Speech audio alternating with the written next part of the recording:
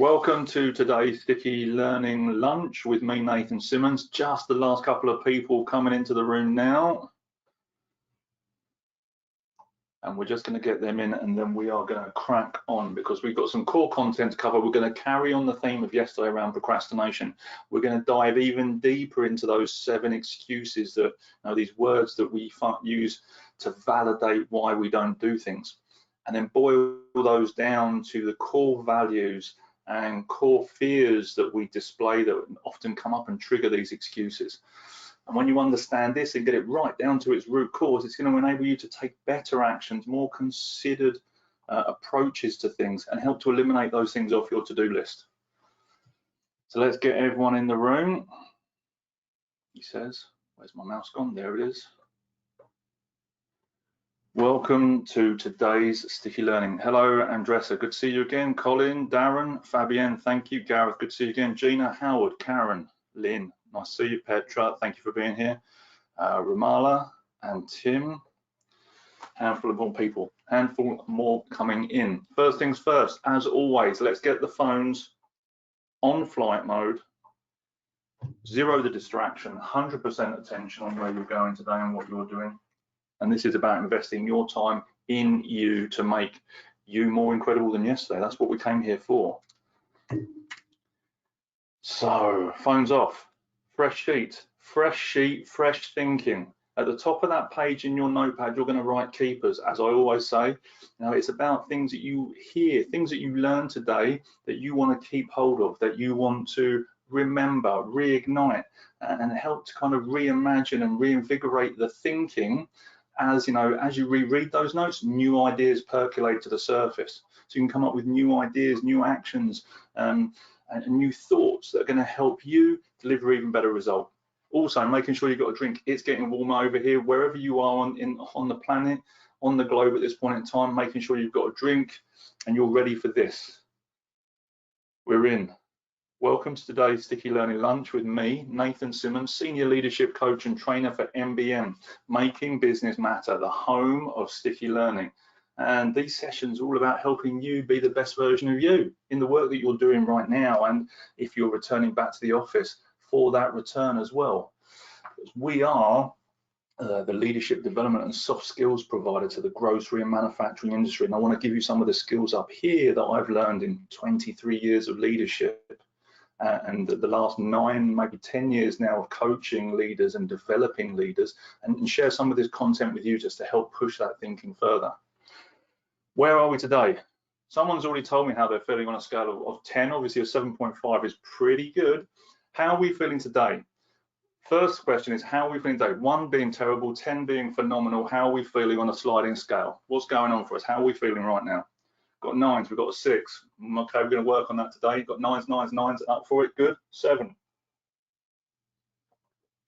We've got a couple of 6s. Weather has brought the score down. Oh, well, let's lift this score up. Yesterday, when we talked about this, I also said, what's the one small action you can take today that's going to create impact on something that needs to be on your to-do list or that you haven't ticked off of your to-do list? What's that one small action? Let me know in the questions box again. What was that one small action you said you would do yesterday to take action on that thing that you've been procrastinating on about? What was the one small action? I'll wait for those coming because that's going to require a little bit more typing than just a number. Called a tax man. Nice. What did you call him? Admit I'm a procrastinator, paid up member of PA. I need to ask myself the why behind my lack of action on the same topics. Good. Called him a git. Delivered bad news. If it was necessary, it was necessary. Focus on the one thing at a time. Absolutely. Your brain cannot focus on more than one thing at a time. And there are optical illusions that, that can show you this, just even in the physical. Scientifically proven that multitasking doesn't exist. Just do the one thing. Focus on that. Get it done phenomenally well. Move on. Good. We've got some stuff up there. So what are we covering now then? Yesterday we looked at the 7 excuses. I've got them listed down here. I'm not going to go through those in too much depth. The first one, it's easy, so we don't bother doing it. We find it's maybe beneath us, or it's just too easy to go and do something else. No, we fear failure, and we're going to talk a bit more about fears today. So rather than actually taking action on it, we procrastinate and leave it for as late as possible in case that, because we think we might produce a substandard quality of product at the end. But then what we do is we cut ourselves off at the very last minute and produce a substandard product anyway because we didn't give ourselves enough time to do it. It's boring. Quite frankly, we'd rather do something else because that's less interesting. Need for certainty we've got down here as well. Now, we can guarantee certain actions and certain outcomes, so we do them instead of doing the thing that might be a bit more difficult. We've also got here enjoy pressure. So sometimes some of us lead it to the last minute just because we enjoy the thrill of being under pressure, but actually that has a detrimental impact on our health mentally and physically. Doing all-nighters, drinking too much coffee, doing these sorts of things. We don't want to take the responsibility. So we'd rather leave it for as long as possible and get someone else to make the decision so we don't have to take that responsibility. And if we don't like it, we can blame somebody else. And then finally, we think tomorrow is going to be easier. We think the future version of us will do it easier. So we're going to leave it to tomorrow rather than doing it today. But then we go back to the top of the loop where, well, maybe it's just too easy, so I won't bother doing it. And we go back into a cycle of the 7 excuses. Right, that was the headlines from yesterday. If you didn't see it, that was the kind of the catch-all there. What are we going to be covering today? Right now, we're going to be looking at the 4 human needs and looking at the 2 fears that go alongside this. So we've got about 15 minutes to do this. The first need is the need for certainty. So the need for certainty is creating stability, creating security. I need to know where my house is. I need to know where money's coming from to pay the bills. I need to know where food is. I need to know where my family are. I need to know that they're supported. So these are your core certainties, your core securities. Well, on the other side of this, we also have the need for uncertainty. And what that means is, we want a certain amount of novelty. We want a certain amount of different things to be happening in our lives. We want, we want stimulus. We want things to be exciting occasionally. Why? Because if we go too much this way, life becomes boring. Now, we look for security. We want everything to be just so, and we spend all our time trying to put things into compartments to make sure that we mitigate all the risks and everything. Now, there is no gamble, and we know full well that if I do this, I get this as a result.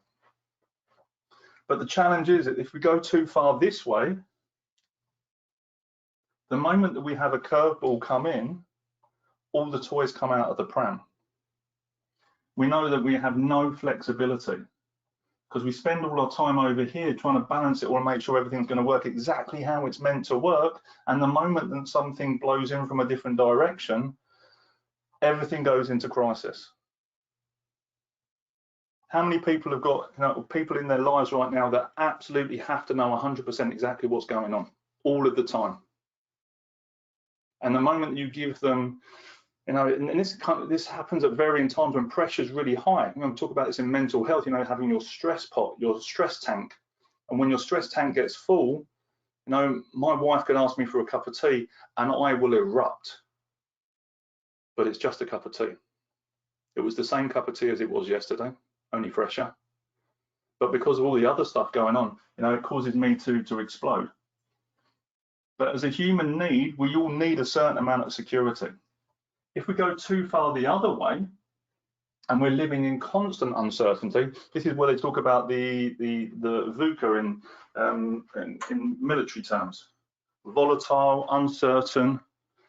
I forget the other part of it. Challenging or whatever, critical, crisis situations. If we're constantly living in this space over here, what happens is our brains tend to go into overload again, because we don't know what's going to happen. We don't know what's happening. We have no stability.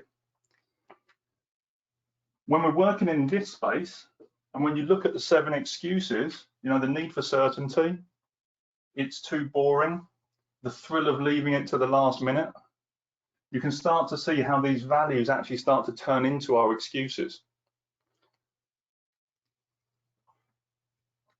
On the other side of this equation, you've got the need for significance. Make sure I'm spelling it right. So up the top here, you've got the need for significance. And again, when you're looking at kind of uncertainty, it's, well, I'm going to do this because I know how to do it and I know how to do it well. So I'm not going to do the other things that maybe make me look bad or make me look inferior. On the other side of this, though, he says,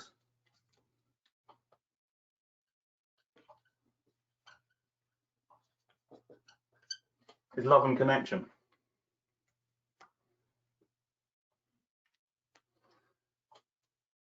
Sometimes, though, when we're talking about business ideas and business thinking, what you might find is it may not be love and connection is the words that people use inside business. It may be friendship. It may be acknowledgement. When we boil it down to the human needs and the human values, this is the love and connection. So what happens is when you're looking at these excuses, now they start to boil up into these things. What you find in kind of, let me go a step back 2 seconds. When you find that people go too far this way, they start to limit the love and connection they have at work. How many people here, yes or no, have heard someone say in their organisation, in their career, I'm not here to make friends, I'm here to get a job done? Who's heard this before?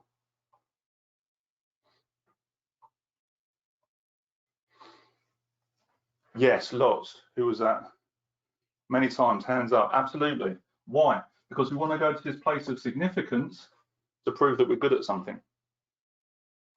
Yeah, we want to go to the significance. We want to get this job done. We want to make it efficient, and I want to make sure there's certainty. So I'm going to do it my way. And if it upsets people, I don't care.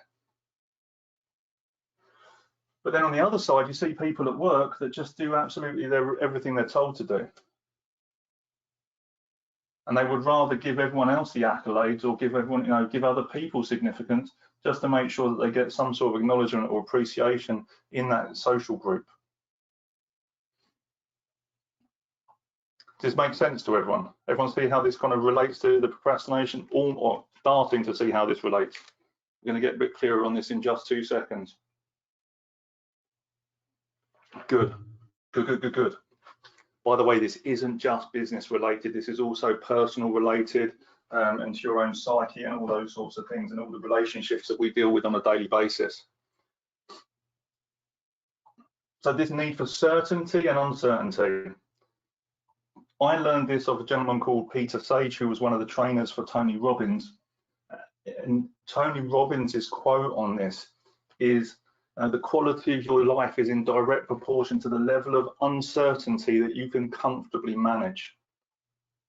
So the more you can go over here and not feel pressure, the more wonderful your life will be, because things will come in from left field all the time, and that's called life, and you'll be able to deal with it. All the time you're up here trying to get significance though, and you're losing love and connection, so you're losing relationships. But all the time you go down here, a lot of people will go down to love and connection and they will give up their significance. And we see this in significant relationships and partnerships in business and in life and love, where people think they can't be significant in a relationship in order to get love and connection. And what happens is when we're on this seesaw doing this, trying to balance everything out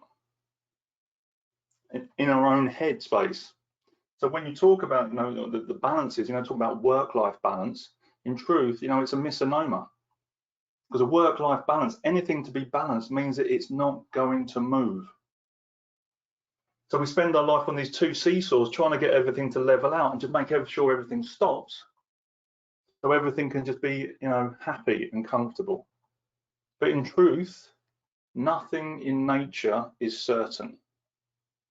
No, there is no security.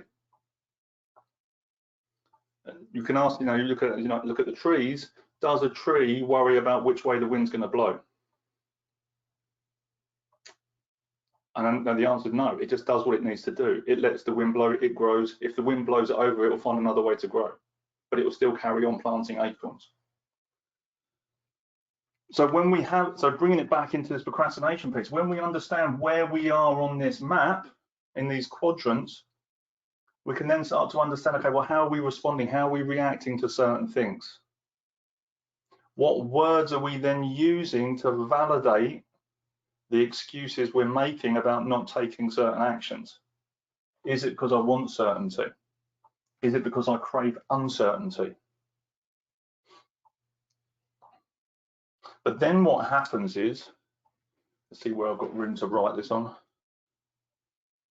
When we get caught up in these things and we're swinging from, you know, certainty to uncertainty, and, you know, this need for love and connection and giving up significance, what happens is when we start to boil up and our fears start to come up.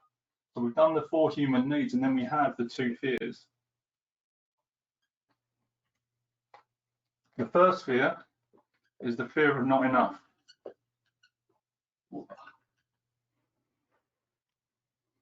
The fear of not being rich enough, of not qualified enough. And I will get a link for you very shortly, Diane, about where you can read more about this. The fear of not enough, fear of not rich enough, tall enough, black enough, white enough, whatever, rich enough, intelligent enough, network, you know, resourced enough, all of these things. And what we do is, wherever we're sitting on here, we start to make this excuse up. It's like, well, I won't do that because I'm not qualified enough. Yeah, I won't do that. I won't take that action because I'm not skilled enough, resourced enough, in the right position, rich enough. So these excuses that we came up with yesterday, when we boil it down, just boils down into these 2 fears, depending on where we sit in here. The second fear is the fear of losing love. And again, depends on your language, where you are in the business you work in, and how you think about this. Will I lose respect from that person? If I go for that job and I get it, will people think less of me that I used to work with if I do? If I go for that job and I don't get it, will my wife think less of me because I failed at the interview? So I won't do it.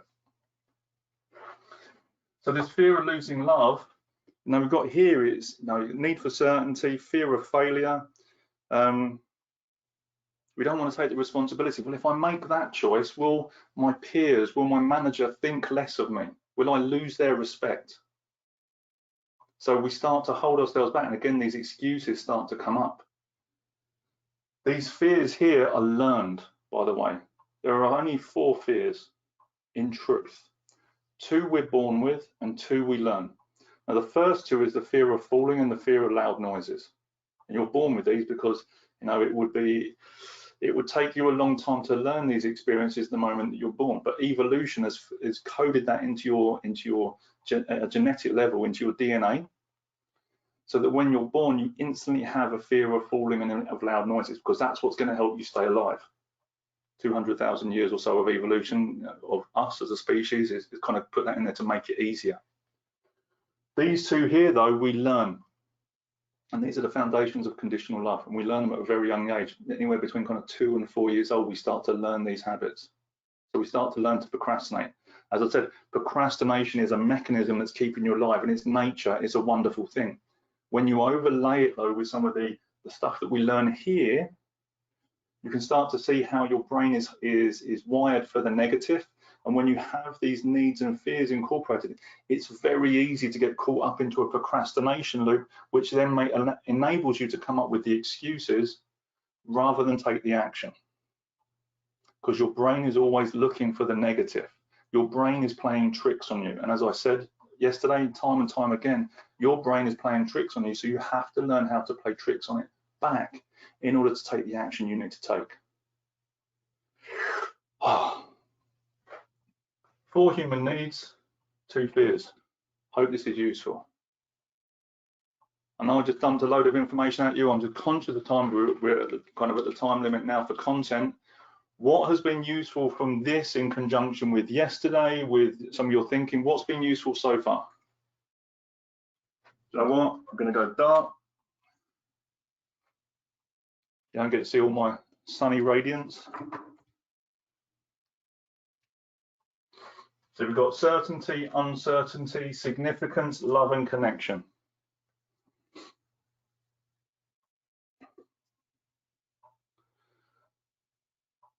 Good. The model, understanding of where I am on the scale, absolutely.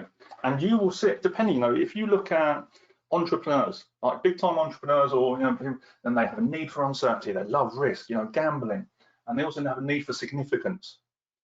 So I'm going to do this because it's high risk, and then when I succeed, it's going to make me look good. So they tend to sit up here. And other people just have this need for certainty and love and connection.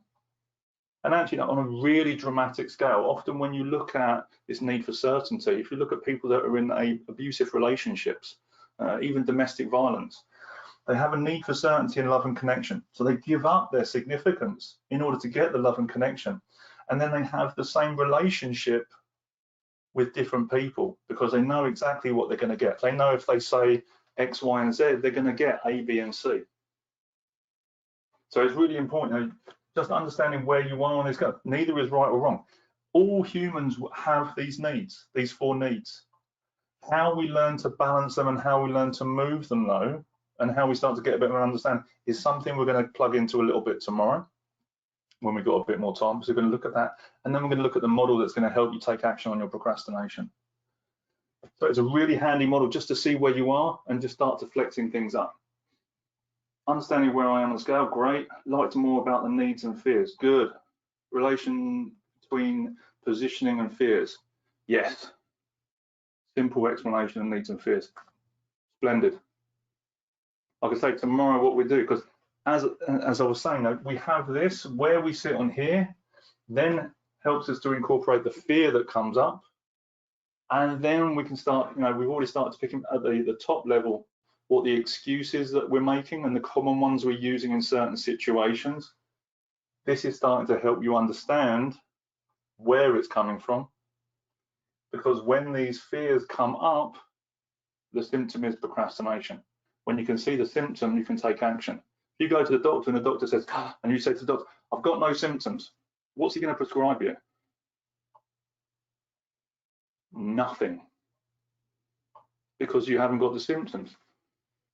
What you really know, over the course of time, you may have realized or you've got used to the pains and sensations, and your body's adapted, and, you know, whatever. So you haven't got any symptoms, but actually your spine's out of alignment. Something doesn't, you know, isn't right if you compare it to other people physically.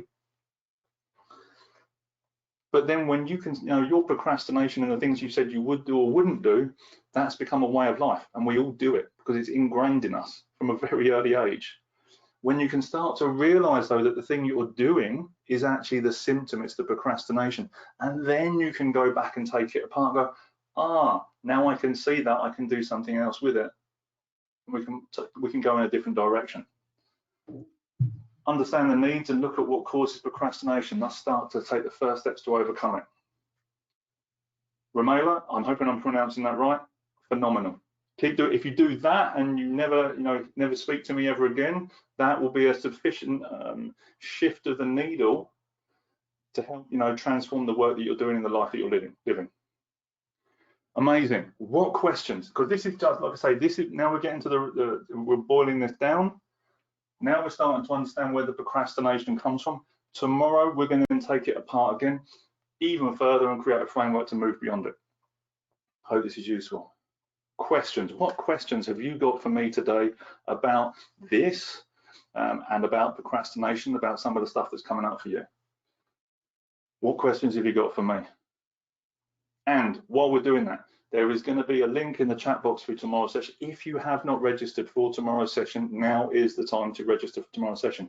Also, if you know someone else that needs to be hearing this content, that needs some support about the work they're doing, improving how they're working as a leader or in a business, send them the link. Please share this link with, you know, for tomorrow's session with them tomorrow, and, you know, let them know what you learned. Share your learning, compound your learning by teaching it to somebody else, and get them to come along and experience this as well. That would be super useful, super amazing. So 2 things. 1, register for tomorrow. 2, copy the link and send it to 5 friends. That would be amazing. The questions are quiet. either that or the questions are going to be very long when they actually come through. I'm getting worried.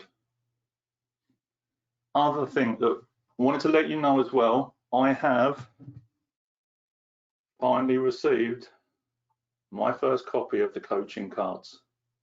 So I know there have been lots of copies of these, packets of the Grow coaching cards, the mental health coaching cards, the leadership coaching, time management, category management, all these are phenomenal assets that we've built, these coaching decks to help you. I finally received mine. So those of you that have ordered, they will be on your doormat either today or tomorrow. Fingers crossed, they're on their way soon. And in these decks of cards, it is a series of questions that you can sit down and coach yourself or coach other people with. Phenomenally powerful. Got mine today. Great, Karen. Wonderful. Happy to hear. And you get a series of questions that are going to take you through each of these models that are going to support you being the best version of you in the work you do. And it's like having me in your office with you at a fraction of the price. So if you haven't got your deck of cards with your questions, you've got the Grow coaching model, you've got the leadership model, EVOT, you've also got the mental health deck. So if you want to have more robust mental health conversations with your team, there is a deck of cards that's going to help you do that from my experiences of working with my own mental health, suffering with workplace depression and anxiety, working with people that have PTSD and anxiety themselves. It's really important. These conversations, they're built on experience. It's not just a series of questions. This comes with 23 years of experience, 10 years of leadership development packed into one small deck to help you do incredible work with your people. Yes, phenomenal. There is also a link to procrastination. There is an article. We've got several articles on the Making Business Matter website around procrastination. So if you want more help around this, there's some documents there. There's some more information there as well that's going to support you. When I understand, question coming, good. When I understand where I am on the model and the name, understand the symptoms, excuses, what's next first step? And that, Colin, is all about tomorrow's session. The first step you've already taken, through these elements is becoming aware of it and admitting it, and acknowledging it. It's not something to be ashamed about. It's not, oh, I'm a procrastinator, I can't make decisions. No, that's called, getting lost in the emotion. I am a procrastinator. It's a label. Labels are Velcroed, not super glued. You can change that at any time. So part of my brain procrastinates because it keeps me safe. Am I a procrastinator? No. I'm someone that sees that my brain does that. Therefore, I can create enough space and enough distance to then put some steps in place and take action. What's the reason yesterday that I asked you that question? What's the one smallest action you can take for the biggest possible impact? Because that then creates an answer that gives you something to focus on to take that. How many people here wrote that action down and took action yesterday based on that one small question that I asked? And I know the answer because I saw several responses come through. So the first thing is seeing it, hearing the words that you're using which are holding you back. So as the question that was asked me, what are you putting your energy into that is actually holding you back? And one of those things will be procrastinating. When you can hear the excuse for what it is, then you can say, okay, well, actually, what's my need here? Where on this model? Oh, it's my need for certainty. Okay, well, actually, I need to do something that makes me feel a bit uncomfortable. I need to do something that's going to be a little bit uncertain because I'm going to do something different. Okay, we'll move on to that. What fear is holding me back? Oh, it's the fear of not enough, and it's coming up like this in this excuse. Okay, great. What can I do differently? What else could I do right now that's going to make a difference? What else can I do right now that's going to impact somebody else? Now, action causes traction. The moment you take one step, you're already compelled to take another. Yeah? You're already starting to get the impetus to keep going. Why? Because you've just broken the seal. You just like, okay, well, actually, that step was really easy. Oh, maybe I can take another one. What's the next smallest action? So homework, conscious, bang on, half past, conscious of time. That thing that you said you were procrastinating about yesterday, you took one small action. I hope you took one small action on that yesterday to move it forward. Well, right now then, so what's the next smallest action you need to take in order to get that thing done? There's that thing that's either on your to-do list or that thing that you took off your to-do list because it was so embarrassing it had been there for so long, you've now, fingers crossed, taken one small action. What's the next smallest action you can take to move that forward? Thank you very much for today. Really appreciate sharing this. You know, it's phenomenal. It's fun. I love sharing this content because this is, you know, this was what gets me fired up. I love giving this to other people. Tomorrow's session, we're going to break down the fears. I'm going to show you how it turns up in your life, why it turns up, and also give you a 3-step model that's going to help you to enjoy the process of having some procrastination in your life, but at the same time not getting stuck in it. Okay, really important. Going to help you do this. Final shout for me: virtual classrooms. If you know 2 things, if you know someone else that would benefit from being in these sessions with me, get them here, share the link with them. Please tell them about these sticky learning lunches with me, Nathan Simmons. Also, if you have a team, if you have a business, if you have peers that will benefit from a session like this, a private session where we get to talk about, deliver, exchange ideas, and I can teach some of this content and coach people through their procrastination, through their communication, through their coaching, and it's going to help them get a better result, then there is the link there for the virtual classrooms. This shows a full list of all the things that we do, all the ways that we can help, and all the ways that we can, you know, give to you to benefit. Okay, I hope this is useful, and I look forward to seeing you tomorrow. So everyone, have a fantastic rest of your day. I look forward to seeing you then, and